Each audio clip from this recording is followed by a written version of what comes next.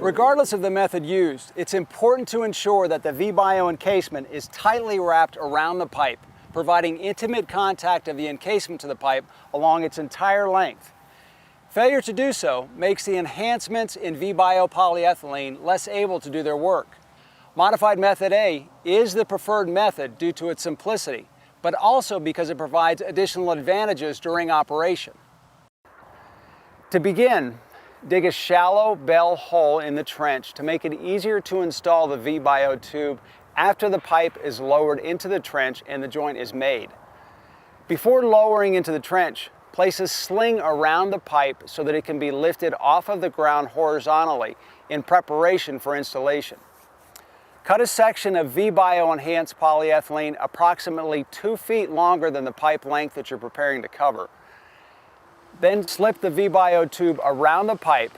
Remove all lumps of clay, mud, cinders, or any other material that might have accumulated along the pipe surface.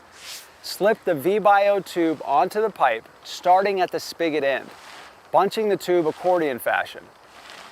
Next, take the end of the encasement closest to the spigot end of the pipe, fold it over tightly, and tape it completely around the pipe surface. To help make installation easier, continue toward the lifting sling, extending the film, tightly folding it over and securing it with a length of tape.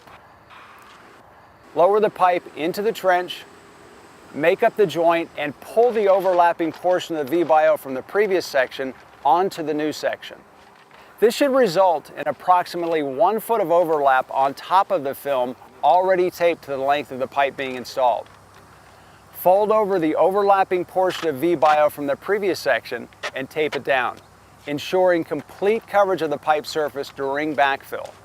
Next, slide the lifting sling to the bell end of the pipe, lifting up slightly to allow extending the V-Bio tube to the bell end. Take up the remaining slack around the length of the pipe. Fold the encasement over snugly on top of the pipe and tape down the fold to hold it in place. Before lowering the pipe into the bell hole, there should also be a wrap of tape placed all the way around the V-Bio encasement right behind the bell. At this point, there should be sufficient tube remaining to extend beyond the next joint and overlap the film on the next pipe to be installed.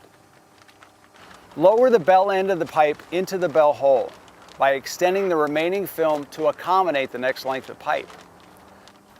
Before moving on to the next pipe length, take a minute to check for any damage, rips, or tears in the film.